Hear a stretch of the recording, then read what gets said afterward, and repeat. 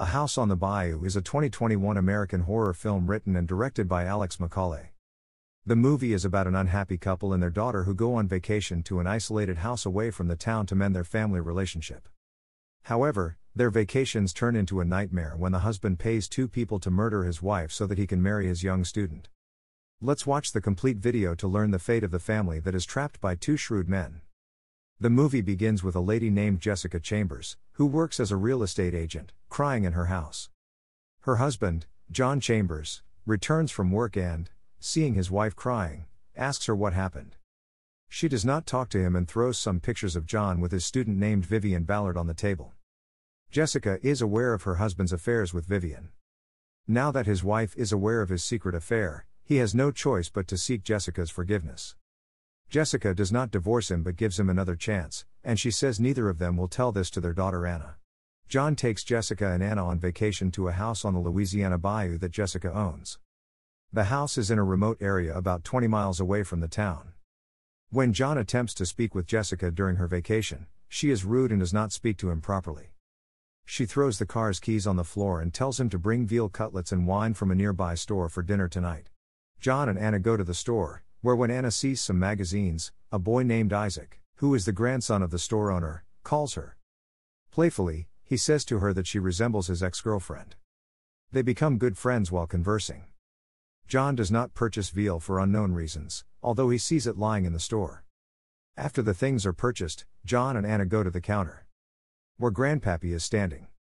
As they come out of the store and head towards their car, John sees the receipt, and he finds some words at the bottom of the receipt. The words are, "You are being watched by the devil." Anna asks him about it, but he does not tell her, and they travel back home. After they come home, they hear the noise of someone stroking something and find that Jessica is trying to open a locked room whose keys she does not have. John asks her to let him try, but to no avail as the door is locked from the inside. She asks him if she has brought veal cutlets, and he lies to her that the veal cutlets were running short, so he brought burger meat in place of them. In the meantime, they hear the bell, and Jessica goes to open the door. She comes across a young man standing at the door who introduces himself as Isaac and claims to be Anna's friend.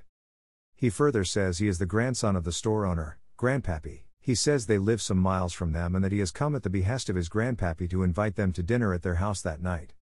Jessica seems reluctant to join them, but as he says they are planning to make veal cutlets for dinner, which are available in abundance at their store, she asks him about their home address. A little later, when John and Jessica are preparing to go to dinner, she asks him if he lied to her again today.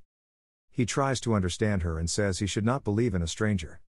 After heated arguments between them, Jessica breaks into tears. Meanwhile, they see Anna's nose bleeding, and they rush to her aid. They cancel their dinner plans after realizing Anna is ill. Later, the bell rings, and when John and Jessica go to open the door, they find Isaac there, who tells them that Owen at their house is not functioning and that he and his Grandpappy decided to prepare dinner at John and Jessica's home. They also brought all the necessary items with them. When Grandpappy is busy cutting the vegetables in the kitchen, John asks him about the message that he wrote at the bottom of the receipt when they went to his store. He tells John that the devil always keeps an eye on sinners, and for the sinners, the devil's door is always open. John tells him that he does not believe in such conversations about devils. On the other hand, Jessica engages Isaac in talk, and she asks him about his parents. He says his parents died of bone cancer, and now he works with his Grandpappy at his store. After some time, Grandpappy makes dinner ready, and they all sit down at the table to have dinner. At the table, Isaac is casting flirty glances at Anna, which Jessica is noticing. Suddenly, a power outage occurs, and Isaac asks Jessica's permission to light the candles, and she says yes. When he is walking past Anna's chair, he places his hand on her shoulder, which Jessica thinks is an inappropriate act. To find the matchstick box, Jessica and John go to an adjacent room, and she tells him that Isaac and his grandpa are behaving strangely. He says to John that he should send them back to their home. As they return to the dining table, they see the candle burning on the table. Anna tells her mother that Isaac lit the candles with magic. After they have had dinner, Jessica tells them to go, but Isaac says they want to stay that night in their house because there are many vacant rooms. Then Isaac tells them about the locked room, and they are taken aback and in awe. John asks Isaac how he knows about the locked room, and Isaac shows them a key to the room. In the meantime, they hear the sound of Anna's cat, which she brought with her when they were traveling to this house. As they trace the sound of the cat, they learn that the cat is trapped in the locked room. They try to open the door, but they cannot, and they ask for the key from Isaac, but he does not give it to them. While they are trying to open the door, they hear the cat dying inside the room. John searches for his mobile phone to make a call to the police to ask for help, but his phone is missing. John and Jessica talk to Grandpappy about Isaac when Isaac is away. He tells them that Isaac has been living with him for years and that his age is not increasing. Grandpappy plays a CD that reveals John's ongoing affair with Vivian. The disc further says that John told Vivian that he would get rid of Jessica and marry her. Jessica bursts into tears after discovering John's hidden motto. Although John tries to convince her that the disc is telling a lie, Jessica asks for a divorce from him.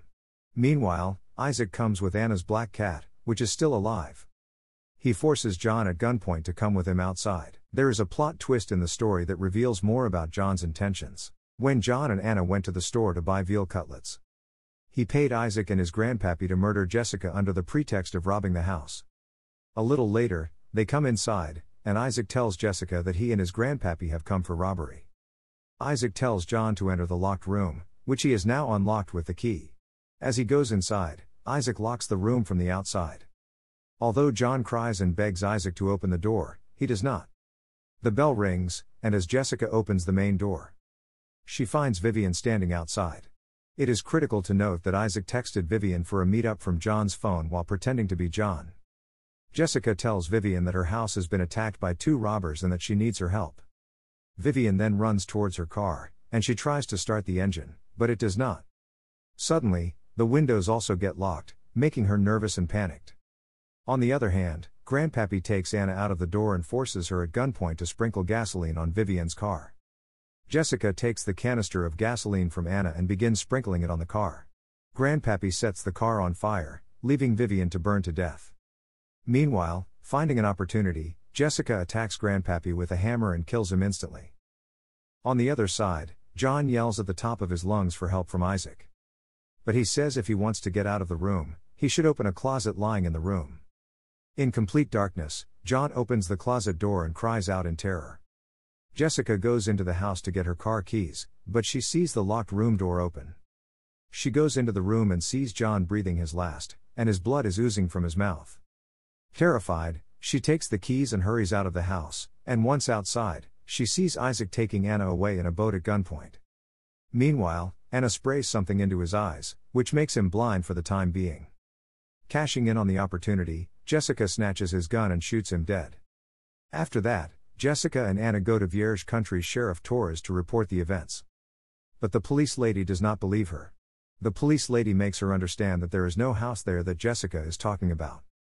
Jessica takes the police lady to the spot where she has a house, but to her amazement, she finds no house over there except for green grass. She insanely tries to find the house, pointing at the place, but the policewoman thinks she has gone mad.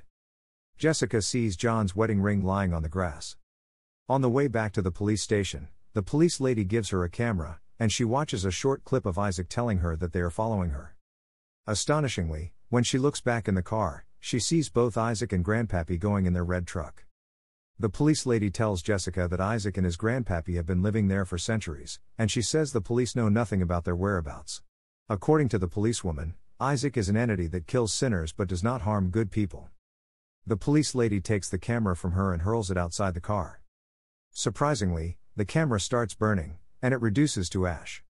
The movie ends there. Viewers may have several questions about Isaac and his grandfather. Isaac and his grandpa seem to have come from another world.